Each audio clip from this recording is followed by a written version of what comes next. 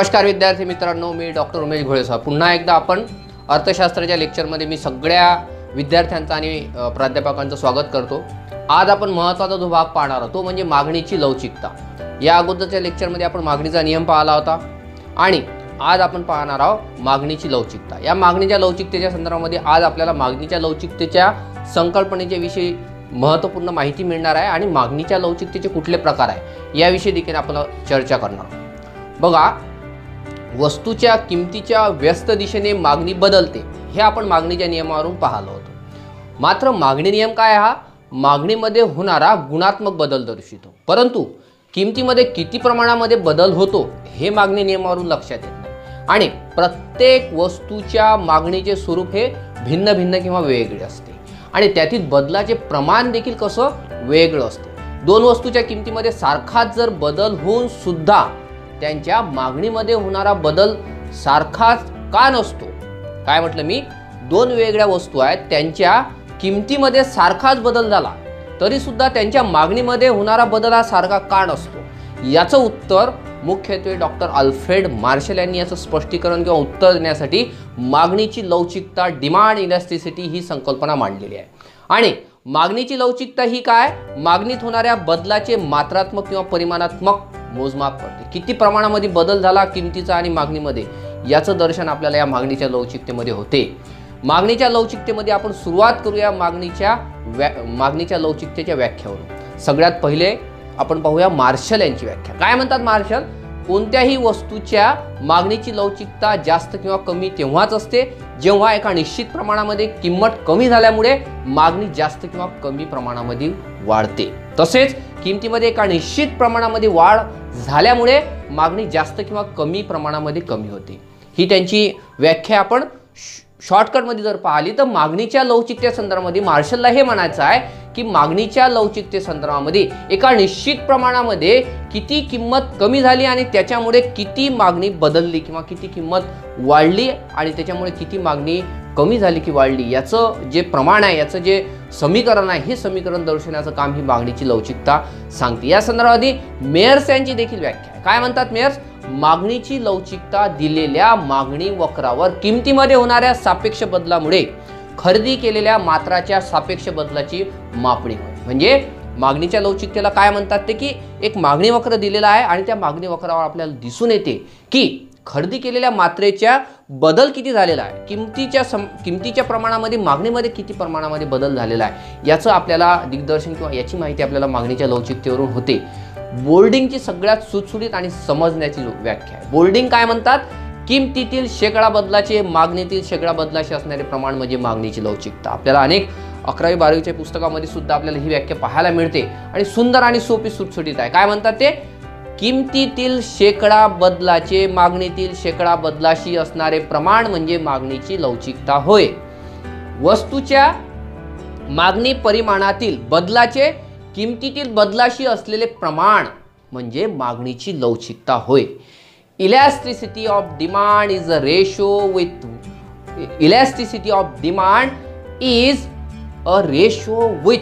which demand changes in response to a given change in price। म्हणजे एका विशिष्ट किमतीला मागणी किती बदलते हे आपल्याला मागणीच्या लवचिकतेवरून लक्षात येते। प्रोफेसर लिप्से यांची देखील व्याख्या आहे। लिप्से काय म्हणतात? मागणीतील शेकडा बदलाचे किमतीतील शेकडा बदलाशी असलेले प्रमाण म्हणजे मागणीची लवचिकता। बोल्डिंग आणि लिप्से यांची व्याख्या थोडीफार समान आहे।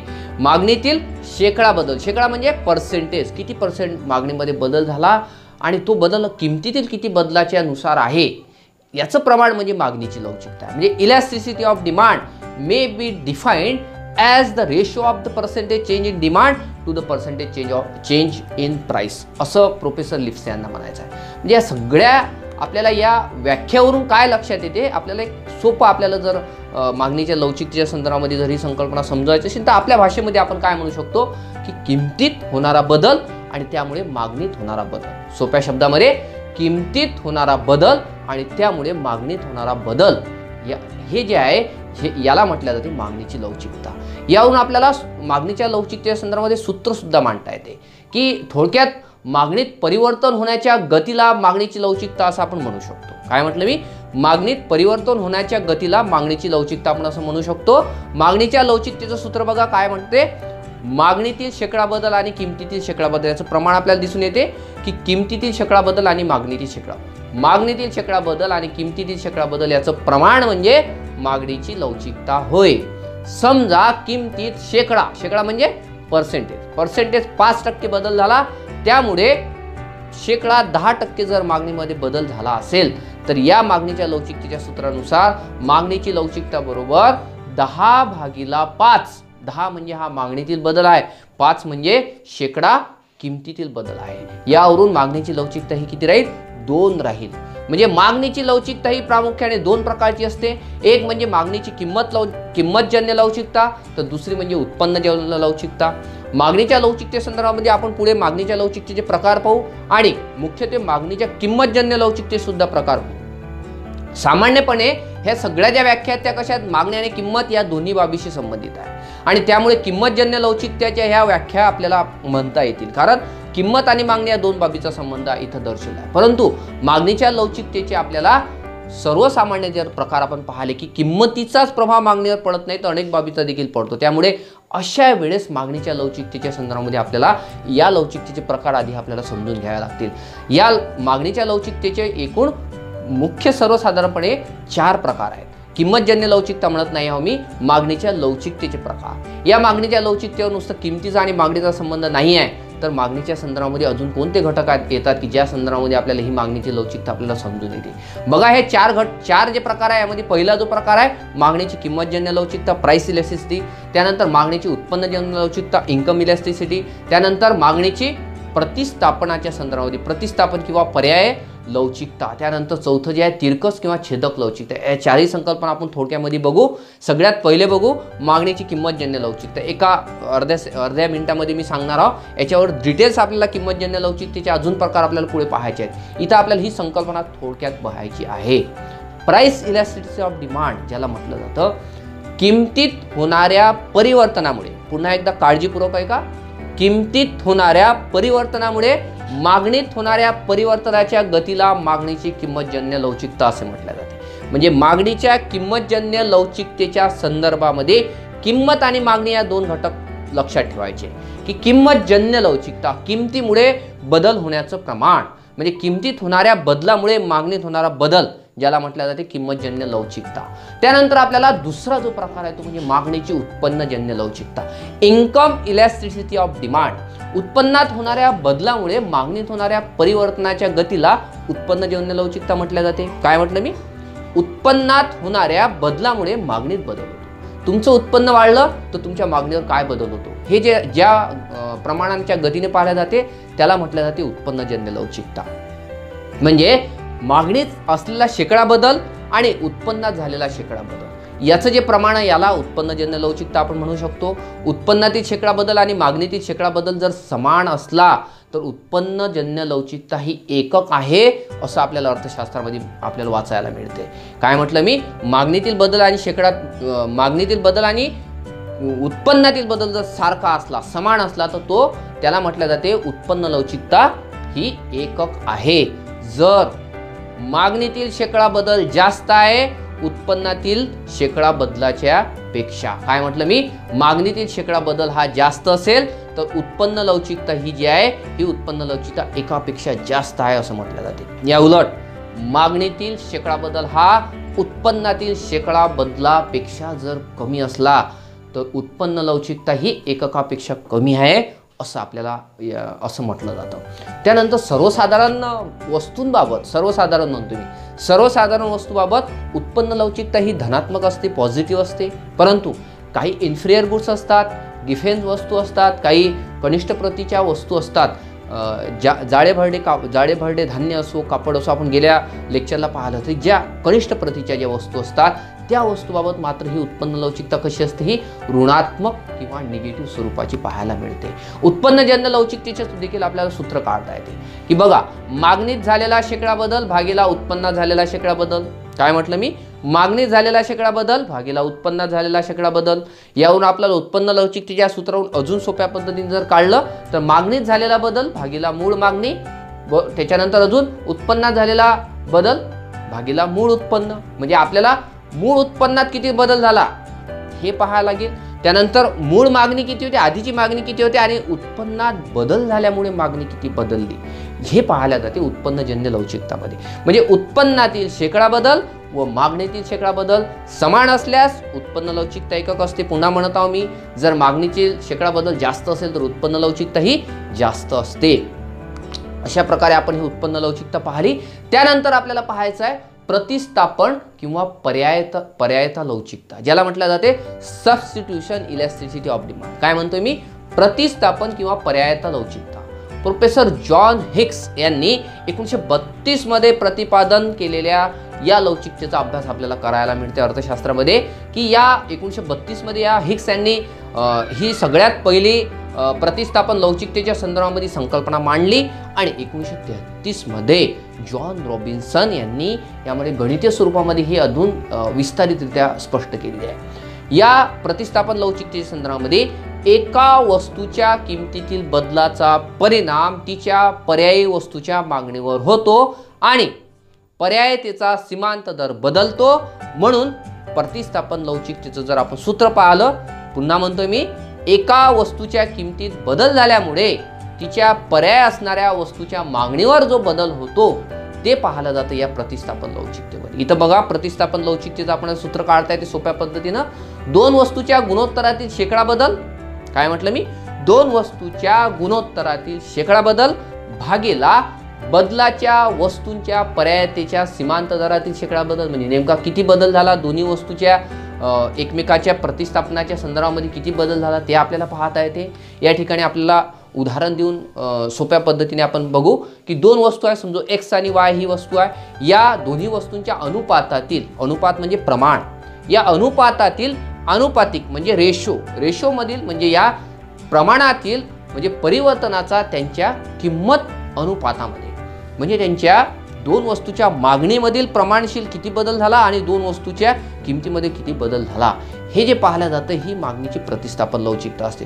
सूत्ररूपाने आपल्याला पुन्हा मांडता येईल की या दोन वस्तूच्या संदर्भामध्ये की क्रॉस इलॅस्टिसिटी, सबस्टिट्यूशन इलॅस्टिसिटी, काय म्हणतो मी, substitution elasticity is equal to x आणि वाय यांच्या अनुपातातील अनुपातिक परिवर्तन आहे. काय म्हणतो मी, एक्स आणि वाय या दोन वस्तूच्या अनुपातातील अनुपातिक परिवर्तने भागीला त्यांच्या किमतीतील अनुपातिक होणारे परिवर्तन. अनुपातिक म्हणजे रेशो, प्रमाण किती होतं, किती टक्क्यानं ते बदलली मागणी, किती टक्क्याने दोन्ही वस्तूंच्या किमती बदलल्या, किती टक्क्याने दोन्ही वस्तूची मागणी बदलली.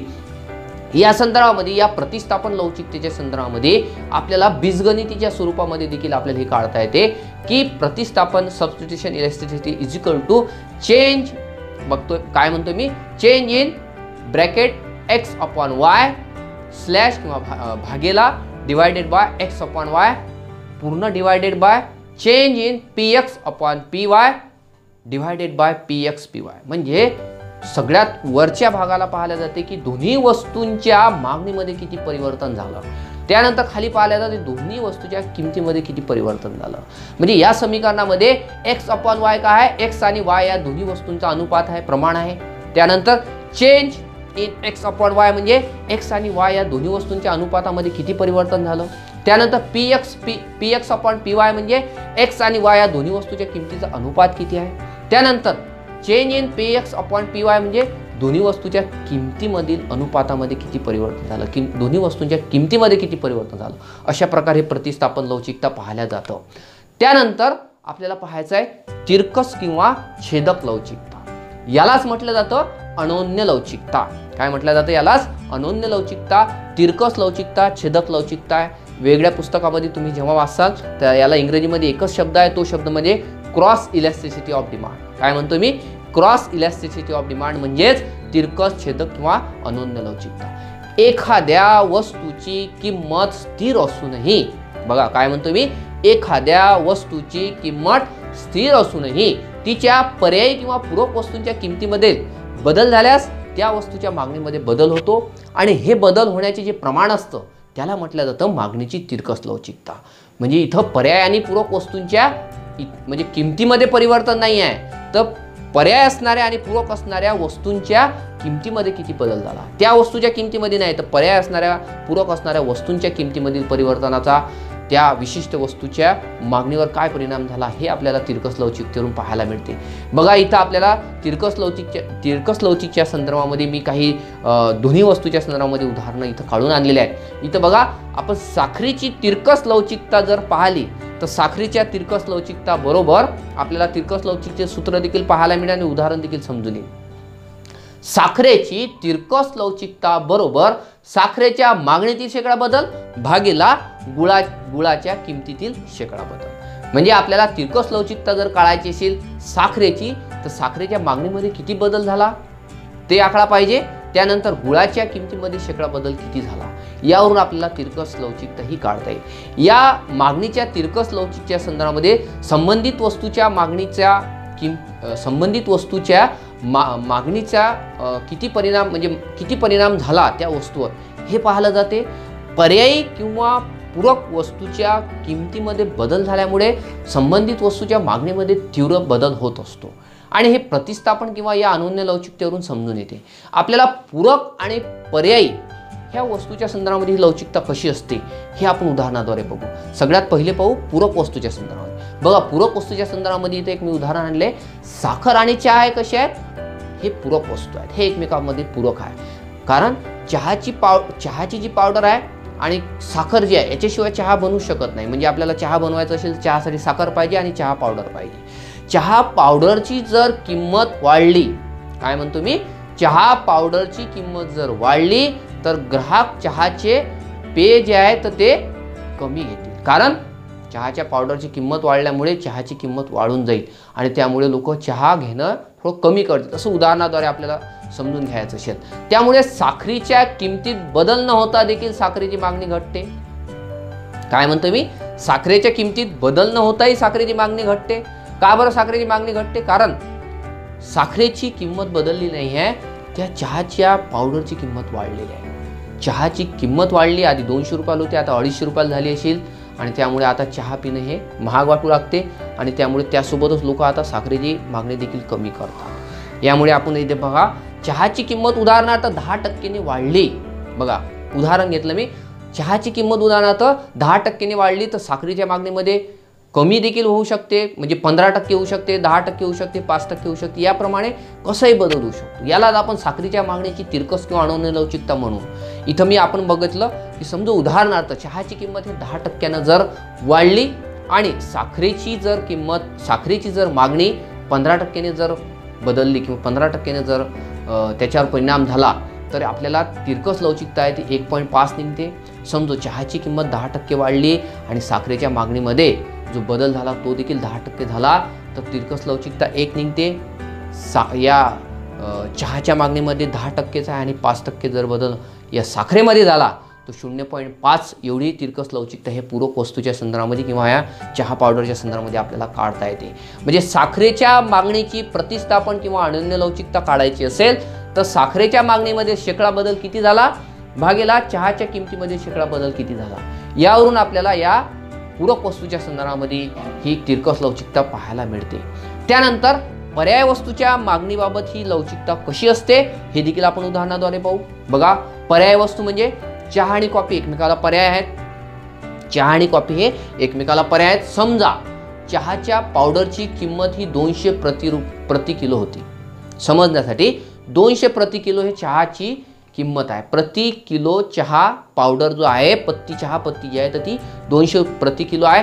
ती आता वाढून 250 रुपये प्रति किलो झाली. तर अनेक ग्राहकांना चहाऐवजी कॉफी पिणे परवडते. कारण त्यांना आता त्या कॉफीच्या तुलनेत चहा महाग वाटू लागतो. त्यामुळे चहा ते कमी पितात आणि कॉफी पितात आणि त्यामुळे चहाऐवजी कॉफी पिणे लोक पसंत करतील. त्यामुळे कॉफीची किंमत स्थिर असून देखील कॉफीची मागणी वाढेल कारण चहाची किंमत वाढलेली आहे. अशा प्रकारे ह्या पर्याय वस्तूच्या संदर्भामध्ये देखील तिरकस लवचिकता काढता येते. चहाची किंमत 20% जर वाढली तर कॉफीच्या मागणीमध्ये 25%, 20%, 10%, 5% किती देखील वाढ होण्याची शक्यता आहे. ते डिपेंड करेल की किती प्रकारे अर्थव्यवस्थेमध्ये किंवा लोक कशा प्रकारे त्याची डिमांड करतात यावर अवलंबून राहील. यालाच कॉफीच्या मागणीची अनन्य लवचिकता किंवा तिरकस लवचिकता आपण म्हणतो. इथं पर्याय वस्तूच्या संदर्भामध्ये पुन्हा आपल्याला सूत्राद्वारे काढता येईल. कॉफीच्या मागणीची प्रतिस्थापन किंवा अनन्य लवचिकता म्हणजे कॉफीच्या मागणीतील शेकडा बदल पुन्हा भागीला चहाच्या किमतीमधील शेकडा बदल. म्हणजे समजो या ठिकाणी आपल्याला काढता येईल की 20% ही या चहाच्या किमतीमध्ये बदल झाला होता आणि आपण अनुक्रमे जर पाहिलं की कॉफीच्या मागणीमध्ये कसा बदल झाला. उदाहरणार्थ चहाची किंमत 20% बदलली आणि त्यामुळे कॉफीची मागणी देखील जर 25% जर बदलली असेल तर त्यावेळी 1.25 एवढी तिरकस लवचिकता निघेल. सारख्या प्रमाणामध्ये जर बदल झाला तर 1 निघेल. जर चहापेक्षा कॉफीच्या याच्यामध्ये जर बदल कमी झाला तर 0.5 निघेल. 20% हा चहाच्या मधील बदल होता, 10% हा साखरेमधील झाला तर अशा वेळेस 0.5 निघेल म्हणजे कमी निघेल.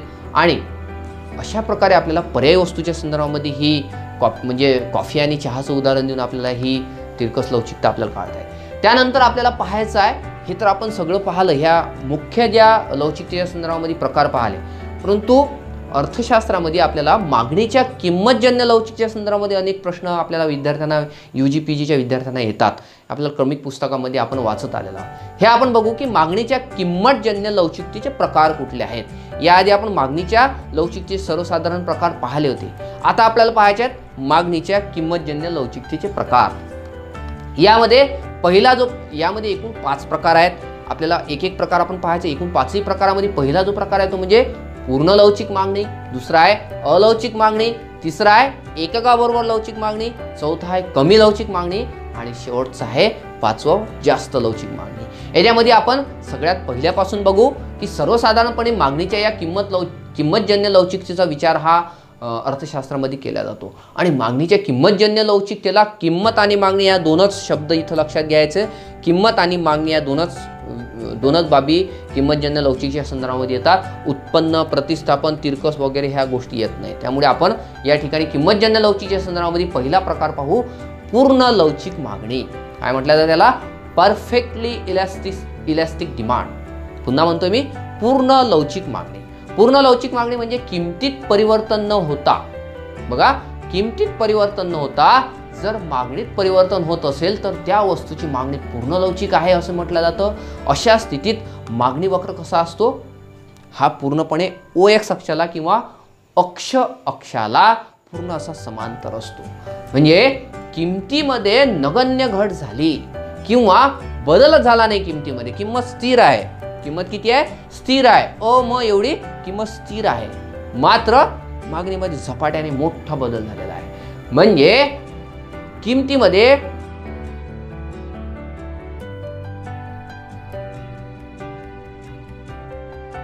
टक्क्याचा 1,00,000वा भाग धरा तुम्ही.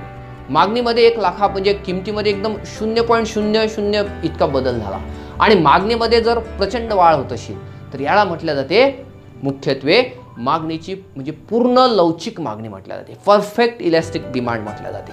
इथं मी सूत्राद्वारे इथं आपल्याला पाहता येते की हे पूर्ण लवचिक मागणीच्या संदर्भामध्ये आता मागणीतील शेकडा बदल आणि किमतीतील शेकडा बदल हे आपण लवचिकतेच्या प्रत्येक प्रकारामध्ये, आता किंमतजन्य लवचिकच्या प्रत्येक प्रकारामध्ये हे सूत्र टाकून आपल्याला कशा प्रकारे मागणी बदलते हे आपल्याला पाहायचं आहे.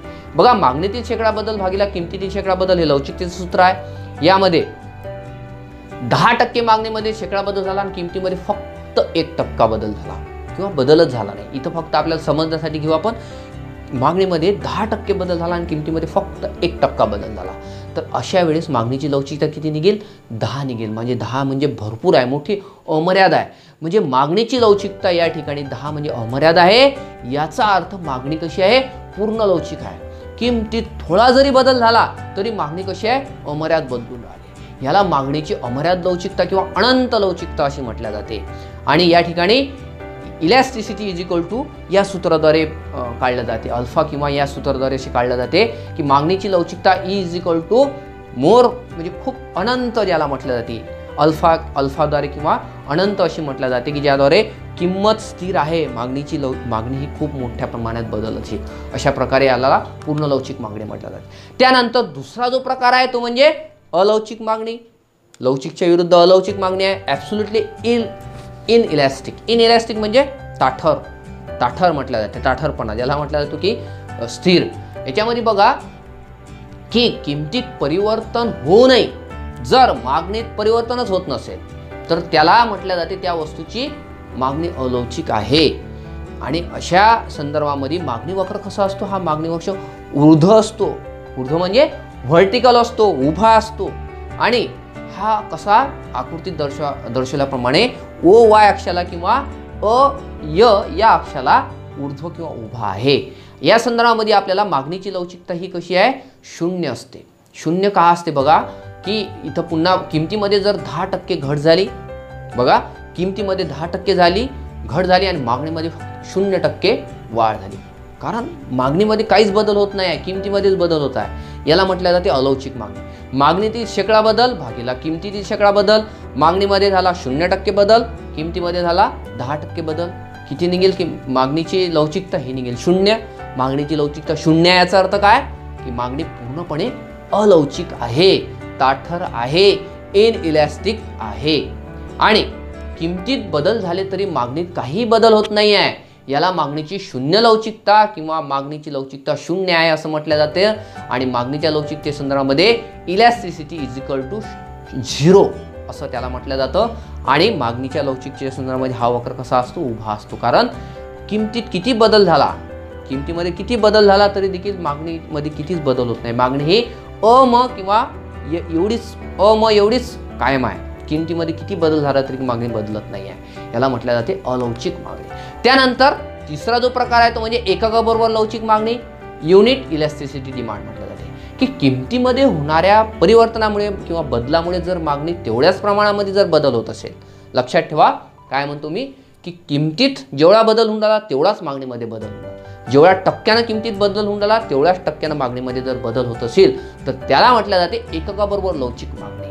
अशा स्थितीत मागणी वक्र कसा असतो, हा असा आकृतीत दर्शवल्याप्रमाणे हा 45 ज्याला डिग्री सेल्सिअस म्हटलं जातं, की 45 अंशाप्रमाणे हा असा उतरता असतो. याच्यामध्ये बघा मागणीतील शेकडा बदल भागिला किमतीतील शेकडा बदल. पुन्हा आपल्याला उदाहरण देऊन पाहता येईल की समजू मागणीमध्ये 10% बदल झाला, किमतीमध्ये सुद्धा 10% बदल आहे. आणि या ठिकाणी मागणीची लवचिकता किती निघेल, 1 निघेल. मागणीची लवचिकता 1 आहे याचा अर्थ काय, की मागणी ही प्रमाणबद्ध लवचिक आहे. किमती ज्याप्रमाणे बदल होत आहेत त्याच प्रमाणामध्ये मागणीमध्ये देखील बदल होत आहेत. म्हणजे मागणीची लवचिकता कशी आहे, 1 आहे. याला म्हटलं जाते मागणीची लवचिकता ही एककाबरोबर आहे. आणि या ठिकाणी इलॅस्टिसिटी इज इक्वल टू 1 याला म्हटलं जाते. आणि हा वक्र असा उतरता असतो. ज्याप्रमाणे किंमत बदलेल त्याचप्रमाणे मागणी बदलेल. ज्याप्रमाणे किंमत कमी होईल त्याच प्रमाणामध्ये मागणी कमी होईल. ज्याप्रमाणे किंमत वाढेल त्याच प्रमाणामध्ये मागणी देखील वाढेल. अशा प्रकारे ही एककाबरोबर लवचिक मागणी ज्याला म्हटलं जाते. त्यानंतर चौथा जो प्रकार आहे तो म्हणजे कमी लवचिक मागणी, ज्याला लेस इलॅस्टिक डिमांड म्हटलं जाते. काय म्हटलं मी, लेस इलॅस्टिक डिमांड म्हणजे कमी लवचिक मागणी. आता याच्या विरुद्ध आहे, किमतीत होणाऱ्या परिवर्तनामुळे जर मागणी त्यापेक्षा कमी प्रमाणात परिवर्तन होत असेल तर त्याला म्हटलं जाते त्या वस्तूची मागणी ही कमी लवचिक आहे. पुन्हा म्हणतो मी, किमतीत होणाऱ्या बदलामुळे जर मागणीमध्ये त्यापेक्षा कमी बदल होत असेल तर त्याला म्हटलं जाते कमी लवचिक मागणी. आणि अशा स्थितीत मागणी वक्र हा खालून वर येणारा तर म्हणजे वरून खाली येणारा तर असतो, परंतु या ठिकाणी आपल्याला दिसून येते की मागणीतील शेकडा बदल आणि किमतीतील शेकडा बदलामध्ये मुख्यत्वे किमतीतील शेकडा बदल जास्त आहे, 10% आहे, मात्र मागणीमध्ये 5% बदल होत आहे. आणि या ठिकाणी जर आपल्याला उदाहरणाद्वारे काढलं तर 5% ही मागणीतील शेकडा बदल भागिला 10% किमतीतील शेकडा बदल. आणि या ठिकाणी मागणीची लवचिकता 0.5 निघेल. याचा अर्थ मागणी कमी लवचिक आहे, कारण 10% किंमत वाढली होती मात्र मागणी 10% नाही वाढली, फक्त 5% वाढली. त्यामुळे याला म्हटलं जाते कमी लवचिक मागणी. किमतीतील बदलापेक्षा मागणीतील बदल कसा हा अल्प आहे आणि याला मागणीची एककापेक्षा कमी लवचिक मागणी म्हटल्या जाते. Elasticity of demand less than 1 असं म्हटलं जाते याला, कारण ही कमी लवचिक मागणी आहे. आणि या ठिकाणी ही 0.5 निघालेली आहे. आणि वक्र अशा प्रकारे असतो. म्हणजे किमतीमध्ये जर आपल्याला पाहिलं तर किंमत ही जास्त प्रमाणामध्ये वाढून राहिली, घटून राहिली, मात्र त्या प्रमाणामध्ये मागणी वाढून किंवा घटून राहिली, कमी प्रमाणामध्ये वाढून किंवा घटून राहिलेली आहे. त्यानंतर पाचवा जो प्रकार आहे तो म्हणजे जास्त लवचिक मागणी. जास्त लवचिक मागणी पाहिल्यानंतर आपण आजचं लेक्चर संपवणार आहोत. बघा, मोर इलॅस्टिक डिमांड, किमतीत होणाऱ्या बदलामुळे जर मागणीत त्यापेक्षा जास्त बदल होत असेल, त्याच्या विरुद्ध किमतीत होणाऱ्या बदलापेक्षा मागणीत होणारा बदल जर जास्त असेल तर याला म्हटलं जाते त्या वस्तूची मागणी जास्त लवचिक आहे. अशा स्थितीत मागणी वक्र हा आकृतीत दर्शवल्याप्रमाणे असतो, कारण या ठिकाणी किमतीतील बदलापेक्षा मागणीतील बदल हा जास्त प्रमाणात पाहायला मिळतो. इथं किमतीमध्ये समजा 10% घट झाल्याने, किमती ही 10% घट झाली तर मागणीमध्ये 25% जर वाढ होत असेल, म्हणजे किमतीपेक्षा मागणीमध्ये मोठ्या प्रमाणात जर वाढ झालेली आहे. उदाहरणार्थ कापडाच्या किमतीमध्ये 10% घट झाली तर लोक तब्बल मागणी ही 25% वाढवून टाकतात.